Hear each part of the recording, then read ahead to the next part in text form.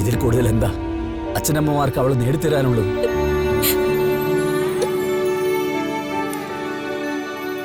ഉയരങ്ങളിലേക്ക് പോകണമെന്ന് ആഗ്രഹിച്ചവളാ. പക്ഷെ ചെന്ന് പതിച്ചതോ പടുകുഴിയിലേക്കല്ലേ. അങ്ങനെ ഒരു മോളെക്കുറിച്ച് സങ്കടപ്പെടുന്നതിൽ പോലും ഒരു അർത്ഥമില്ല.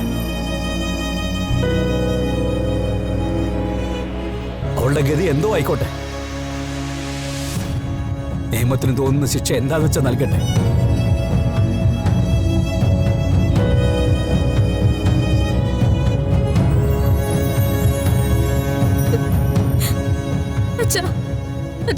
അങ്ങനെയൊന്നും പറയല്ലേ. ഞാനല്ല, അവളോ അച്ഛന്റെ മോള്. പോലീസുകാരോടോ കോടതിയിലോ എന്ത് വേണമെങ്കിലും അവൾക്ക് വേണ്ടി പറയാൻ ഞാൻ തയ്യാറാ. അച്ഛൻ എഴുന്നേൽക്ക്. വാ പോവാ. വാ. വേണ്ട. ദൈവത്തിന് നിരക്കാത്തത് ഇന്നുവരെ ദേവനാരായണൻ ചെയ്തിട്ടില്ല, ഇനി ചെയ്യയില്ല. വലിയൊരു പാപം ചെയ്തിട്ടുണ്ട്. അവളെ ജനിപ്പിച്ചു. അതിനുള്ള ശിക്ഷ ഞാനും നിന്റെ അമ്മയും ഏറ്റുവാങ്ങും.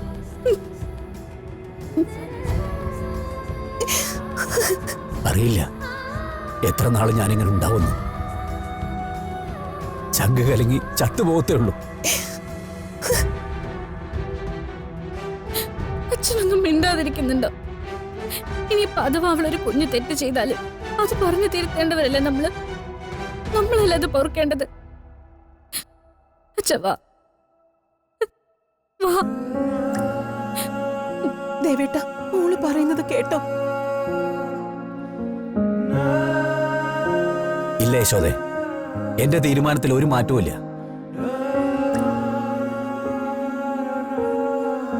രാധിക മോളെ കൊല്ലാൻ നോക്കി ഒരുത്തിയെ എന്നെ മകളായിട്ട് അംഗീകരിക്കാൻ എനിക്ക് പറ്റില്ല.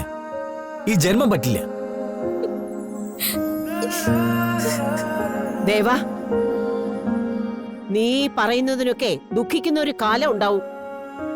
അന്ന് ഈ നിൽക്കുന്നവള് പോലും നിന്റെ അടുത്ത് ഉണ്ടാവില്ല.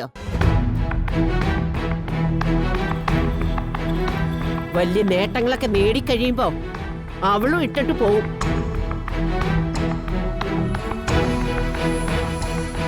അന്ന് നിനക്ക് ജനിച്ച പെൺകുട്ടിയെ ഉണ്ടാവും നിന്നെ കുറിച്ച് ഓർക്കാനും കരയാനും. അമ്മേ,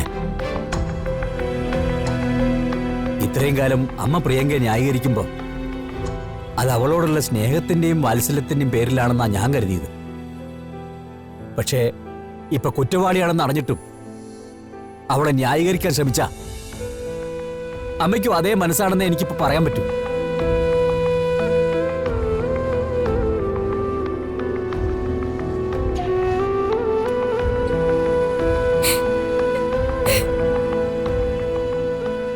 അച്ഛൻ ഇന്ന് അമ്പലത്തിലേക്ക് പോയില്ല മോളെ.